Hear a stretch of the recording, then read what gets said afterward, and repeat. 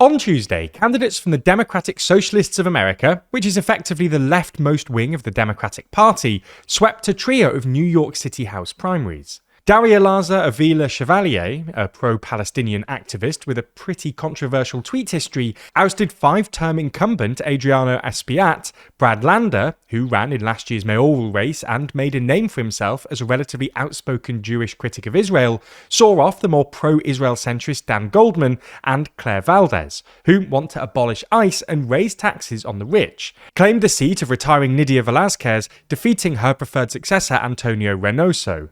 All three candidates had been endorsed by New York City Mayor Zohran Mamdani, who's also a member of the DSA, and represent the latest in a string of DSA victories across the country, including Chris Rabb's primary win in Philadelphia and mayoral races in Washington DC, Seattle, and, of course, New York. Unsurprisingly, this has sparked a fair bit of disquiet in both the Democratic Party, where centrist Democrats are fretting about the electoral risks of any leftwards pivots, and even parts of the media. The Economist ran a leader earlier this month sounding the alarm bells over the rise of, quote, Gen Z socialism, much like they did over the alleged rise of millennial socialism after the election of Alexandria Ocasio-Cortez in 2019.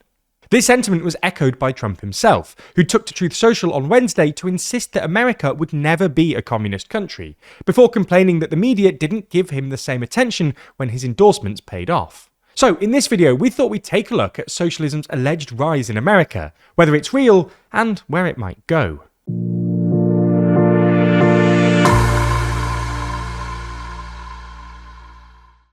Trump has launched so many military interventions, it's kind of hard to keep track. So, in the latest issue of our magazine, Too Long, we go instance by instance to work out what Trump's doing across the world, and if he's launching a holy war. That's just some of 80 pages in the magazine, because there's more in Too Long than you'd expect. Purchase your copy by clicking the link in the description. So, to understand why the rise of self-described socialists in America is so remarkable, we need a bit of history. In short, America has long been uniquely hostile to socialist politics, and more so than basically any other developed country.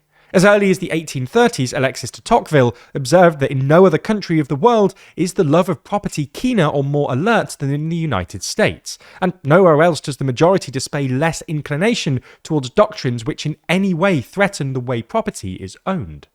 In 1892, as socialist parties were rising across Europe, Friedrich Engels complained about America's unique bourgeois prejudices, which he attributed to the, quote, slow-wittedness of the Anglo-Saxon race. There was a Socialist Party of America, which was founded in 1901, and they did have pockets of electoral strength, including perhaps most notably Milwaukee, with the so-called sewer socialists, whom Mamdani cites as his political inspiration. But they fared poorly at the national level. In 1912, when the party was arguably at its electoral peak, their presidential candidate, Eugene Debs, received just 6% of the national vote. For context, the 1912 election in Germany was won by the Social Democratic Party. The 1914 election in France was won by the Radical Socialist Party. And while they didn't win, the Labour Party won 21% of the vote at the 1918 election in the UK.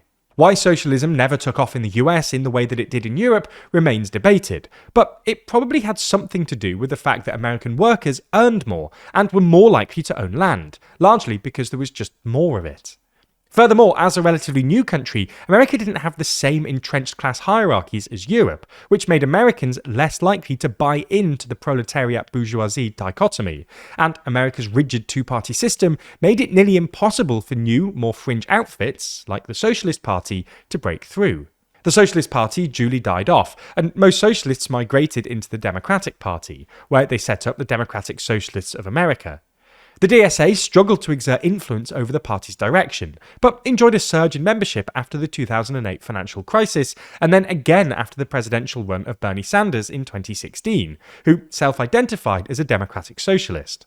This all culminated in the election of the so-called Squad at the 2018 midterms, who were generally seen as being pretty cosy with the DSA. Unfortunately for the DSA, it all went downhill after 2018. The Democrats pivoted to the centre with Biden in 2020, and the DSA had less influence on the 2024 Kamala Harris campaign than they apparently hoped.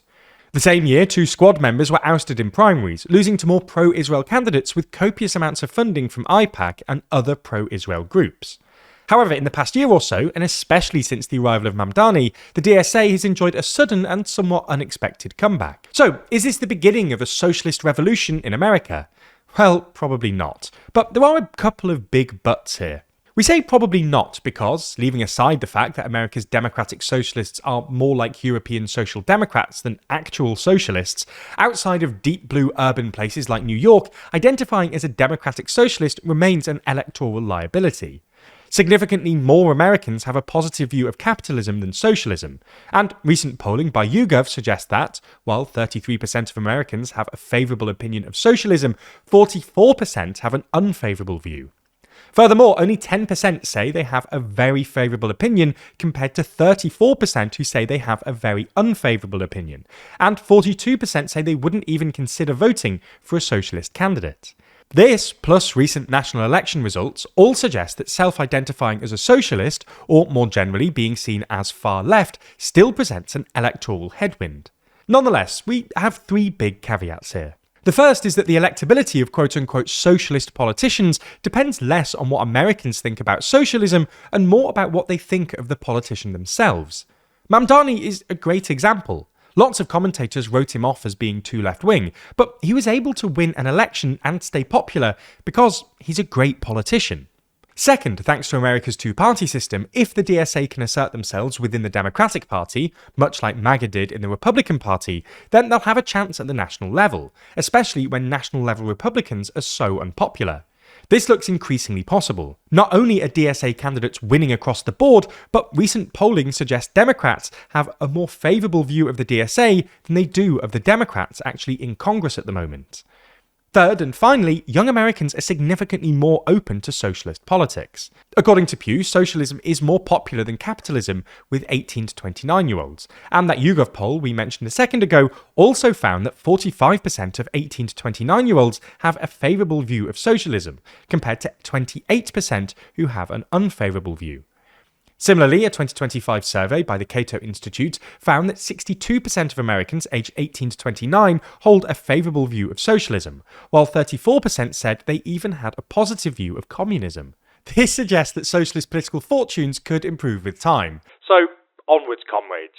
The latest issue of our magazine is out now, and if you want our best value ever, subscribing and using code SUMMER26 gets you your first copy for as cheap as £4.99, as well as 20% off as long as you stay subscribed. I told you about one of the articles at the start of this video, but this issue's truly jam-packed with content from all around the world.